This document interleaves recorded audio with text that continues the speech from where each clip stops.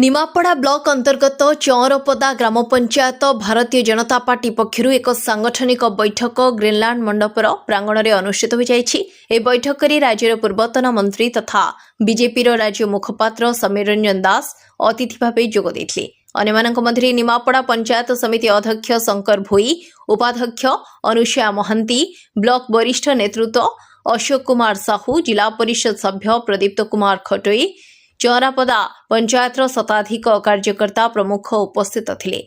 पंचायतर संगठन आहुरी क्रियाशील करने पंचायत आवाहक भावे प्रदीप्त कुमार मुखी सह आवाहक नृसिंहचरण बेहेरा, रामचरण प्रधान प्रमुख उपस्थित थिले। एक 16 जणिया पंचायत कमिटी गठन करा जायथिला।